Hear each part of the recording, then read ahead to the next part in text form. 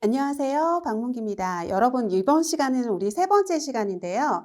가족 관계의 변화와 노인 부양에 대해서 살펴보도록 하겠습니다. 여러분, 가족 관계가 우리 많이 변화됐잖아요. 옛날에는 우리 대가족 형태였잖아요. 그죠? 대가족 형태에서 지금은 핵가족 형태로 이렇게 변화가 됐죠. 그리고 이 핵가족 중에서도 지금은 1인 가구가 굉장히 증가하고 있는 그런 추세잖아요. 그죠? 그래서 이렇게 이런 가족 형태의 변화에 따라 가지고 옛날에는 노인 부양을 가족에서 책임을 졌지만 지금은 이렇게 공적 부양이 함께 가야 되는 그런 시대라고 생각하시면 되는 거죠. 그래서 첫 번째는 노인 거주 형태의 변화에 대해서 살펴보도록 하겠는데요. 현대 사회에는 가족의 구조가 변화되고 있는데요. 현대 사회는 어떻게 되고 있는 거냐면요, 여러분. 기혼 자녀랑 동거하는 수는 감소하고 있죠. 그래서 결혼한 자녀들하고 같이 사는 그런 가구 수는 감소하고 있고요. 그리고 노인 부부만 사는 세대이거나 아니면 이 노인 부부 말고 이렇게 1인 가구가 이렇게 증가하고 있는 추세라고 생각을 하시면 되는 거죠. 다음에 노인 가족이라고 하는 건 노인이 포함된 가족을 노인 가족이라고 생각하시면 됩니다. 그래서 지금 현재에는 이런 대가족 형태가 아니라 노부부만 다른 세대나 아니면 1인 가구의 수가 이렇게 증가하고 있는 시대라고 생각하시면 되겠습니다. 다음은 가족관계의 변화에 따른 그런 역할 적응에 대해서 살펴보도록 하겠는데요. 부부관계를 어떻게 변화시켜야 되는지 아니면 자녀와의 관계, 형제와의 관계, 그다음에 우리 손자와의 관계 이런 관계들의 변화에 대해서 살펴보도록 할게요. 그럼 가족관계의 변화에서 부부관계의 변화가 가장 중요하잖아요. 그래서 부부관계에 대해서 살펴보겠습니다. 부부관계는 이제 동반자 관계로 이렇게 변화해야 되는 거거든요. 그래서 은퇴를 하게 되면서 이게 같이 지내는 시간이 더 많아졌잖아요. 그렇기 때문에 같이 지내는 시간이 많아졌기 때문에 평등한 부부관계를 유지해야 되는 거고 은퇴를 함으로 인해 가지고 가족의 부인과 함께 지내는 생활이 이렇게 많아졌기 때문에 가사나 자녀 양육에 부부 공동으로 참여를 해야 되는 거고요. 다음에 노년기 삶의 만족도를 결정하는 게 이 부부관계를 얼마만큼 잘 지내느냐에 따라서 이 만족도를 결정하는 중요한 요인이 된다고 생각하시면 되고요. 다음에 부부관계의 적응을 위해서 재적응을 위해서는 배우자의 상실에 적응을 해야 되고 그 다음에 생활습관 수정해야겠죠. 왜냐하면 은퇴로 인해서 시간을 같이 하고 질병으로 인한 거나 여러 가지 이런 변화들에 따라서 생활습관 수정을 해야 되고 간병의 문제가 생기기도 하고 다음에 성 역할의 차이가 감소를 하게 돼서 남성 노인은 드라마 보면서 막 울면서 이렇게 여성화 경향이 나타나게 되고 여성 노인은 이렇게 호르몬의 변화로 이렇게 남성화 같은 이런 역할 이렇게 변화가 나타나는 거에 적응을 해야 되는 거고요.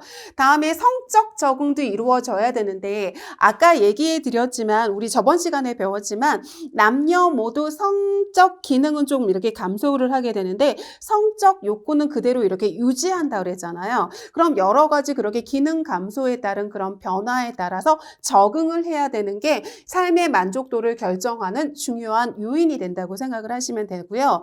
다음에 배우자가 사별하는 경험을 할 수밖에 없잖아요. 그렇기 때문에 수십 년 동안 이렇게 결혼 생활을 함께 해왔는데 배우자가 상실된다는 건 굉장히 큰 충격이고 그리고 굉장히 중요한 인생의 사건이 될 수밖에 없는 거죠. 그래서 배우자 사별에 대한 이렇게 적응을 해야 되는데 적응의 단계에서 첫 번째는 굉장히 우울하게 되고 상실감을 느끼게 되는 거죠. 그러다가 차츰 받아들이게 되는 거고요. 그리고 난 다음엔 내 혼자 있는 삶을 적극적으로 개척하게 되는 이런 단계를 거치면서 적응한다고 생각하시면 되겠습니다.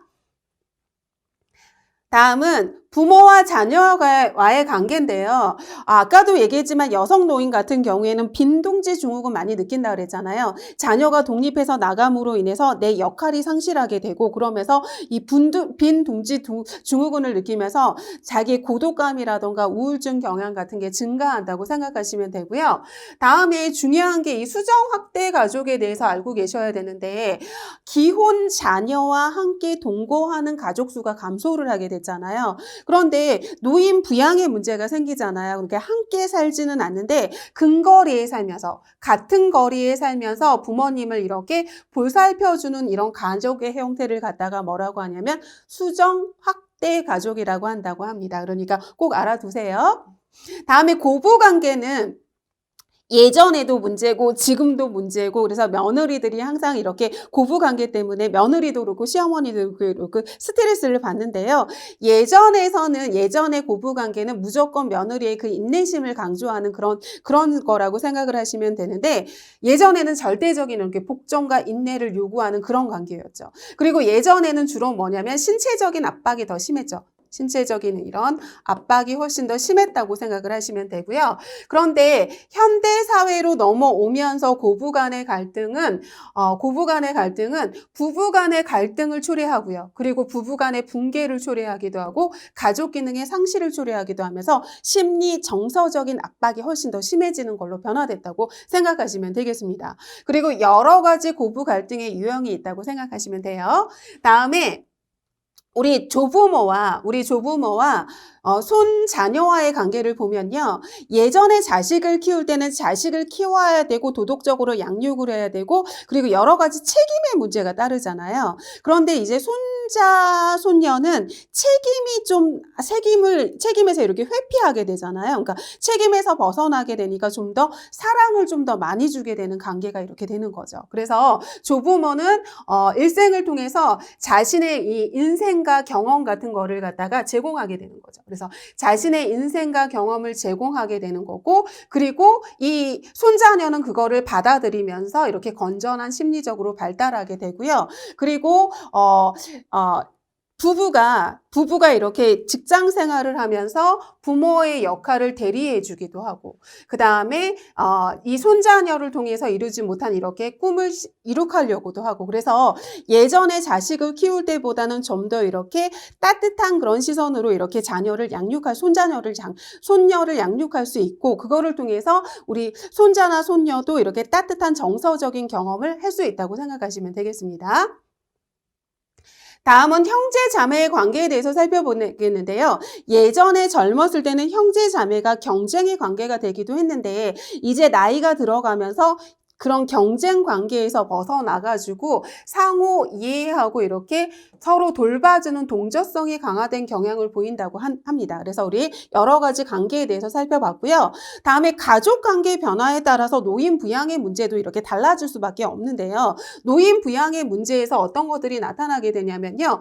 효에 대한 가치 개념이 변화되게 되거든요. 예전에는 무조건 자식이 부양해야 되는 그런 걸로 이루어졌다면 지금은 자녀가 같이 살면서 부양을 하는 게 아니라 요양원에 보내던가 이렇게 효에 대한 개념이 이렇게 변화되게 됐고 그리고 공적 부양이 같이 들어가게 되는 그런 부양이 이렇게 가치관이 변화되게 되는 거죠. 다음에 이렇게 생활비 지출도 증가하게 되고 노인들이 독립적으로 살고자 하는 이런 사고방식이 증가하게 되는 거죠. 그래서 노인 부양의 문제는 예전에는 가족 부양에 이렇게 의지하는 사적 부양이 이루어졌다면 지금은 공적 부양과 이런 사적 부양이 이렇게 함께 가야 되는 게 이게 해결 방안이라고 생각을 하시면 되거든요. 그래서 나라에서 이 노인장기 요양보험 제도라던가 여러 가지 제도를 통해서 공적 부양을 해야 되는 거고 다음에 이 사적 부양이라고 하는 건 가족 부양도 여기에 해당이 되지만 노인 스스로 자기의 그 노후를 대처하는 그런 것들을 갖다가 준비해내는 개인 스스로의 그런 부양도 이 사적 부양에 포함이 된다고 생각을 하시면 돼서 앞으로의 노인 부양은 사적 부양과 공적 부양이 함께 가야 된다고 생각하시면 되겠습니다. 그래서 이 노인 부양의 문제는 공적 부양과 사적 부양이 함께 가야 되는데 이 사적 부양에는 자기 스스로를 이렇게 부양하는 거랑 가족 부양이 함께 간다고 생각을 해서 이 자기 부양이라고 하는 건 미리 좀 준비해 두고 대비해 두는 거라고 생각하시면 되겠습니다. 그래서 다시 한번 볼게요, 여러분. 공적 부양과 사적 부양은 같이 가야 되는데 공적 부양은 나라에서 이렇게 공공부조라던가 여러 가지 이런 사회 보장 제도를 통해서 공적 부양을 하는 거고 사적 부양이라고 하는 건 가족 부양과 자기 부양에 대한 거라고 생각하시면 되죠. 그리고 이런 부양을 통해서 세대 간의 갈등을 조절하도록 노력을 해야 되는 거고 다음에 노인 스스로도 개인적으로 노후 생활을 이렇게 자기 부양을 할 수 있도록 개인적인 대처가 이루어져야 된다고 생각하시면 되겠습니다. 다음은 이런 가족 부양을 좀 더 늘리도록 하기 위해선 나라에서 어떤 혜택을 줘야지 가족 부양이 늘어날 수밖에 없을 거 아니에요. 그렇기 때문에 노인 부번을 갖다가 부양할 때 수당을 이렇게 지급한다던가, 노부모를 부양했을 때 각종 면세 혜택을 강화한다던가, 노인 부양을 이렇게 하는 그런 가족한테 상담을 해준다던가 교육을 해준다던가, 이런 부양 기능 강화 정책을 실시를 해야 되는 거고요. 다 그래서 이렇게 사회랑 가족이 함께 협력을 해서 세대 간의 갈등도 조절을 하고, 노인 스스로의 자기 부양도 하고 다음에 가족 부양도 같이 하면서 이렇게 복지 정책을 강화시켜 가지고 공적 부양이 이렇게 같이 가야 된다고 생각하시면 되겠습니다. 그래서 우리 전반적으로 우리 1장에서 어떤 거에 대해서 살펴봤냐면요, 여러분, 노인과 노화의 가정에 대해서 살펴봤고요. 노년기에 나타나는 신체적인 특징이라던가 정신적인 특징이라던가 사회적인 특징에 대해서 살펴봤고요. 가족 관계가 수정 확대 가족으로 이렇게 변화되고 있는 거, 그리고 예전에는 가족 부양에 이렇게 의존을 했지만 가족 부양과 공적 부양이 함께 가야 된다는 거에 대해서 살펴봤습니다. 그러면 우리 이제 문제풀이로 들어가도록 하겠습니다. 그러면 우리 배웠던 거에 대해서 문제풀이 들어가도록 하겠습니다. 그럼 1번 요양보호 대상자 이해 파트의 문제풀이 들어가도록 하겠는데요. 1번서부터 살펴보도록 할게요. 노화에 따른 설명으로 지금 맞는 거에 대해서 물어보고 있습니다, 여러분. 그러면 인간은 40세를 넘으면 신체 활동이 서서히 완만해진다고 하는데요, 여러분. 40세가 아니라 인간은 30세가 되면 신체 활동이 서서히 완만해진다고 생각하시면 되고요. 다음에 노화에 따른 신체적인 저하 상태 자체는 의학적으로 늦출 수 없죠. 그래서 우리 특징 중에 무슨 특징이 있었냐면 비가역적인 진행이라고 했잖아요. 비가역적인 진행. 그러니까 변화시킬 수 없다 그랬거든요. 노화는 멈출 수 없고요. 그리고 변화시킬 수 없어서 이 앞으로 이렇게 되돌릴 수 없다 그랬거든요. 그러니까 의학적으로 이거를 갖다가 멈출 수 없는 비가역적인 진행이라고 생각하시면 되죠. 다음은 노화는 신체 외부로만 나타나는 게 아니라 아까 우리 이론 파트에서 노화라고 하는 거에 그 특징에서 신체적인 특징도 있었지만 정신적인 특성도 있었고 우리 사회심리적인 특성도 있었잖아요. 그러니까 신체 외부의 변화뿐만 아니라 우리 정신적인 특성으로 나타나죠.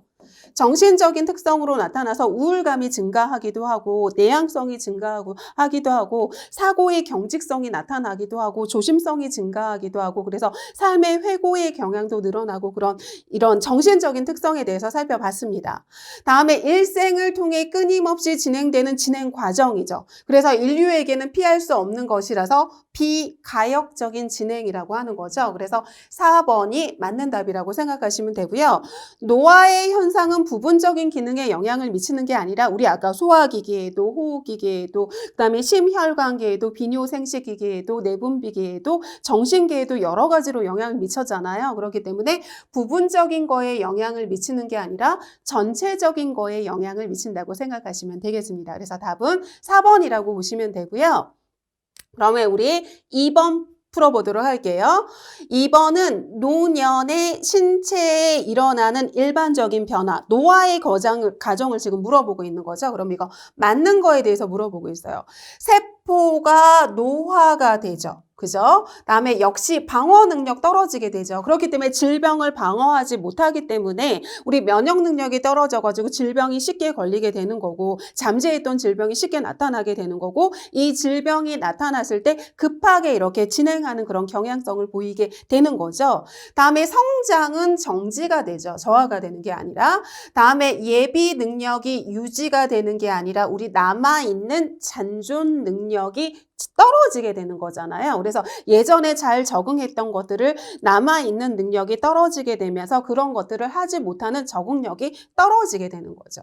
역시 회복 능력이 떨어지게 됨으로써 우리 회복되는 게 아니라 합병증이 오히려 이렇게 발생하기도 된다고 생각하시면 되겠습니다. 그래서 답은 2번이라고 보시면 되고요. 다음에 3번 살펴보도록 할게요. 노년기에 나타나는 소화기계의 변화에 관한 설명도 지금 맞지 않는 거를 물어보고 있어요. 그럼 맛봉오리의 수가 감소를 하게 되잖아요. 그래서 맛봉오리의 수가 감소를 해서 짠맛이 둔해지고 쓴맛은 잘 느끼게 되는 거죠. 그래서 우리 한번 다시 살펴보면 여기 앞에 있는 맛이 뭐라고 그랬냐면 단맛이라고 했고요. 그 다음에 여기가 무슨 맛이라고 그랬냐면 짠맛이라고 했고 여기 끝에 있는 맛이 쓴맛이라고 했고요. 이 양쪽에 있는 맛이 무슨 맛이라고 그랬냐면 신맛이라고 했거든요. 그래서 이 앞에 있는 감각은 감소한다 그랬어요. 그래서 짠맛은 감소를 하고 단맛은 감소를 하고 그리고 여기 있는 맛은 증가를 한다 그랬잖아요. 그래서 쓴맛은 증가를 하고 신맛은 증가를 한다고 했으니까 1번 맞고요. 다음에 치아의 상실이랑 이런 문제가 나타나면서 음식물을 씹기 어렵게 되고요. 그럼으로 인해서 소화 능력이 저하되고요. 그럼으로 인해서 장 운동이 감소되고 하면서 이렇게 변비 같은 거 쉽게 생기는 거죠. 그래서 아닌 답은 4번인데요, 여러분.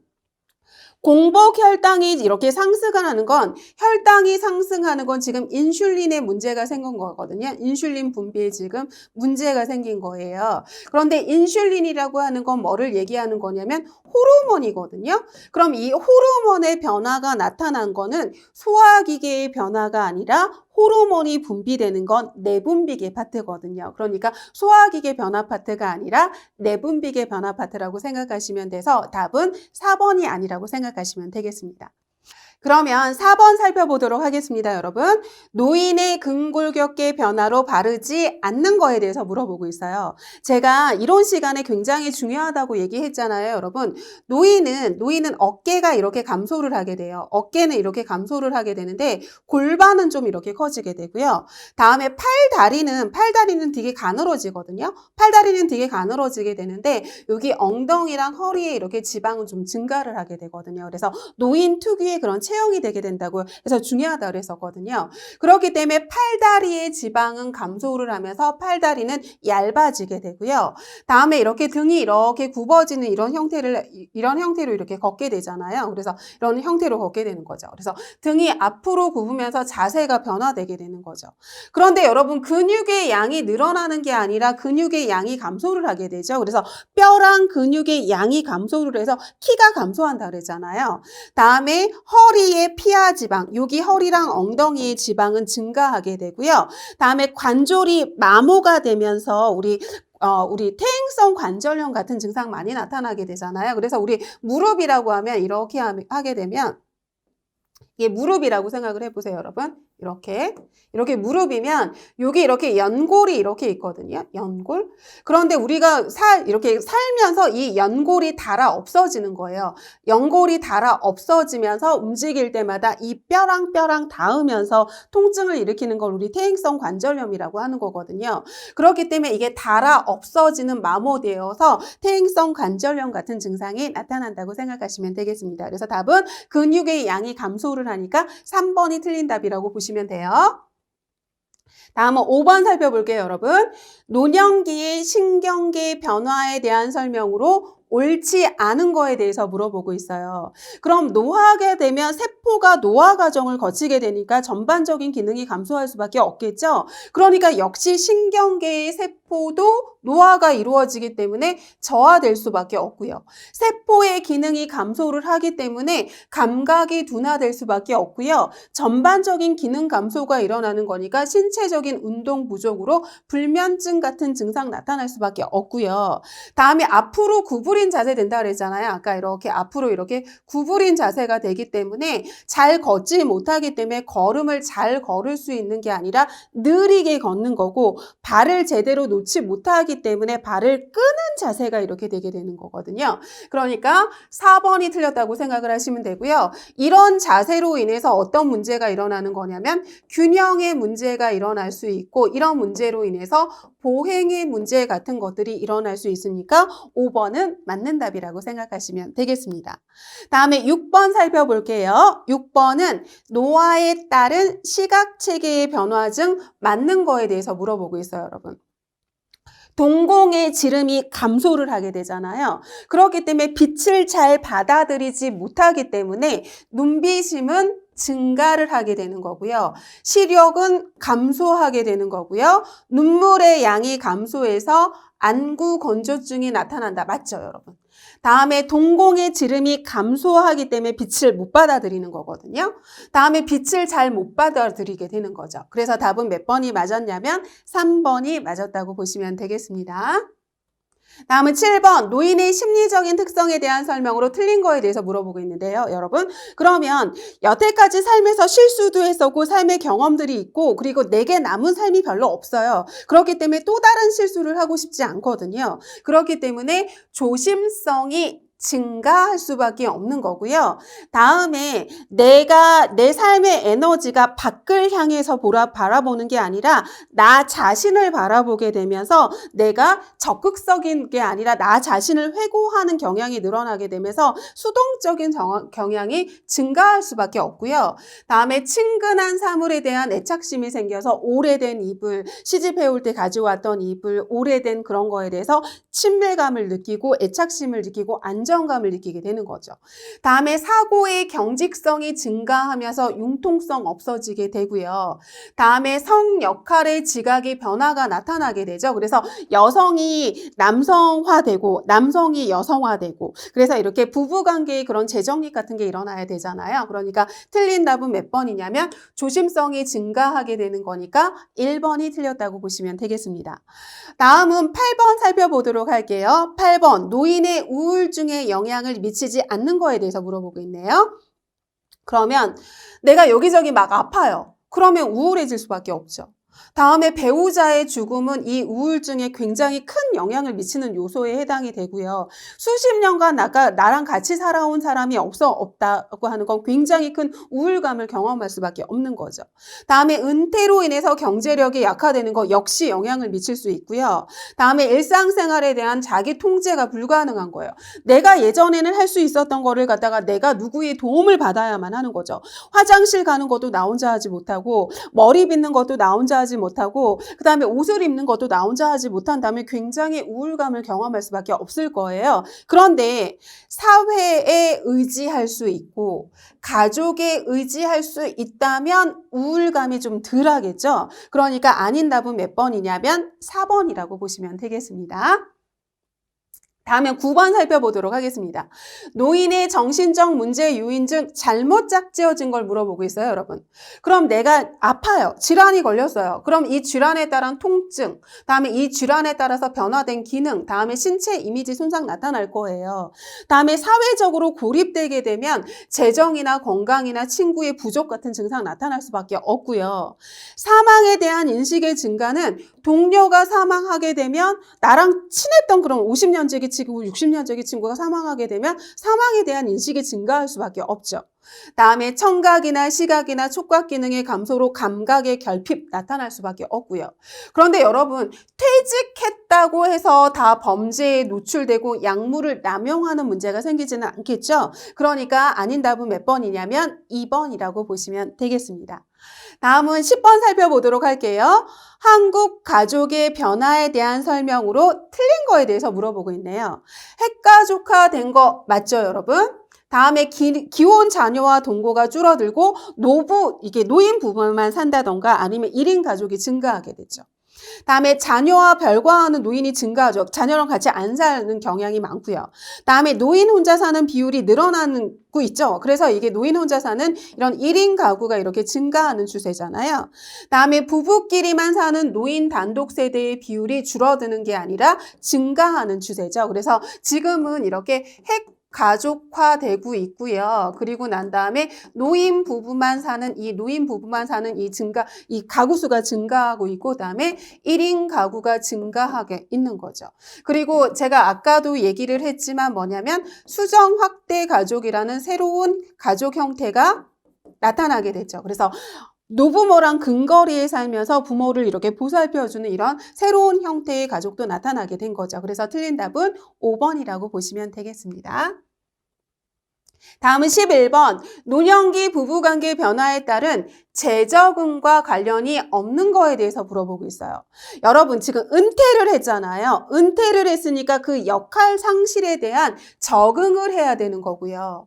다음에 노년기 부부의 사귀와 만족도를 향상시키도록 해야겠죠. 다음에 배우자 사별에 대해서 적응해야 되고요. 다음에 자기의 자존감을 향상시키도록 노력해야겠죠. 그런데 여러분 성적으로 적응을 해야지 부적응을 하면 안 되잖아요. 그래서 노인이 되게 되면 전반적인 성적 기능은 감소를 하게 되는데 남성, 여성 모두 성적 기능은 감소를 하게 되는데 성적 욕구는 이렇게 유지하는 경향을 가진다고 그랬잖아요. 그럼 이 변화된 관계에 따라서 적응을 하도록 해야 되는 거지 부적응을 하면 안 되는 거거든요. 그러니까 틀린 답은 3번이라고 보시면 되겠습니다. 다음은 12번 살펴보도록 할게요. 현대사회의 삶의 만족도를 결정하는 요인 중에서 가장 중요한 건 부부관계만큼 중요한 게 없겠죠, 여러분. 그렇기 때문에 노년기의 삶의 만족도를 결정하는 가장 중요한 요소는 노년기의 부부관계라고 보시면 되겠습니다. 그래서 답 1번이라고 보시면 되고요. 다음에 13번 현대사회에서 부모와 자녀의 관계에 대한 설명으로 지금 옳지 않은 거에 대해서 물어보고 있어요. 그럼 부모와 자녀 간의 애정적 결속이 노인 생활의 만족도와 크게 연관이다. 당연하겠죠, 여러분. 애정적인 결속도가 높으면 노인의 만족도가 증가를 할 거예요. 그런데 애정적인 결속도가 낮게 되면 이렇게 만족도가 감소하는 경향이 있을 겁니다. 그럼 2번 부모와 자녀와의 관계는 노인의 행복과 불행에 직접적으로 영향을 미칠 수밖에 없죠, 여러분. 관계가 좋아야지만 행복지수가 높아질 거 아니에요? 다음에 3번 현대사회로 올수록 부모와 자녀와의 관계가 왕래가 단절되고 있죠, 그죠? 다음에 현대사회는 성인 자녀가 노부모를 부양하는 일반적인 수직관계가 아니라 지금 옛날에는 이렇게 수직관계였지만 지금은 서로 상호 부조하는 상호 도와주는 이렇게 수평적인 관계죠. 이렇게 수직적인 관계가 아니죠. 그러니까 답은 4번이 아니라고 생각하시면 되고요. 다음에 부모와 자녀 간의 관계 속에서 여러 가지 갈등이 발생하고 있는 건 맞죠. 그러니까 답은 4번이 아니라고 보시면 되겠습니다. 다음에 14번 고부관계에 대한 변화에 대한 설명으로 바르지 않는 거에 대해서 물어보고 있어요. 1번 볼게요. 고부간의 갈등이라고 하는 건 시어머니랑 며느리 사이에 나타나는 갈등과 충돌을 말하니까 1번 맞는 답이고요. 다음에 전통사회에서는 며느리가 일방적으로 이렇게 복종하고 참는 걸 미덕으로 삼았죠. 그런 게 맞고요. 다음에 현대사회는 그런 정신적이고 심리적인 압박이 더 심한 거고요. 이런 유체적인 압박이 심한 건 과거 전통사회라고 생각을 하시면 되죠. 그래서 몇 번이 틀렸냐면 3번이 틀렸다고 보시면 되겠습니다. 다음에 15번 노화가 되면 말에 의해 평행의 문제가 생기는 감각에 대해서 물어보고 있는데요. 여러분 여기 답은 청각이에요. 왜냐하면 여러분 청각은 우리 여기에는 뭐가 있냐면 청신경이 존재를 하거든요. 청신경이 존재를 하는데 이 청신경이 하는 게 두 가지예요. 뭐냐면 청각을 담당을 하고요. 소리, 그러니까 청각이니까 이게 뭐를 말하는 거냐면 소리를 담당한다고 생각을 하시면 말을 듣는 소리를 담당을 하고요. 다음에 뭐냐면 이게 평형을 담당을 하거든요. 평형을 담당을 해요. 그래서 이 청신경에 문제가 생기면 소리를 잘 듣지 못하는 난청이 생기게 되고요. 이 평형 감각에 문제가 생기면서 이 평형 감각에 이렇게 문제가 생기면서 이렇게 어지럼증이나 이렇게 낙상의 문제 같은 게 생길 수 있거든요. 그렇기 때문에 이런 청각에 문제가 생기면 난청이 있으면서 말을 이해하지 못하죠. 그래서 이렇게 고음성 난청 잘 생긴다 그랬고 이 고음성 난청은 여성 노인보다는 남성 노인에게 더 흔하다고 했잖아요. 그리고 이 평형에 문제가 생기기 때문에 평형에 문제가 생겨서 평형 유지에 문제가 생기니까 이게 청각의 문제라고 생각하시면 되겠습니다. 그래서 우리 여기 이 시간까지는 여러분 우리 요양보호 대상자의 이해에 대해서 살펴봤고요. 다음 이 시간서부터는 우리 요양보호 관련 제도와 서비스에 대해서 자세히 살펴보도록 하겠습니다. 수고하셨습니다.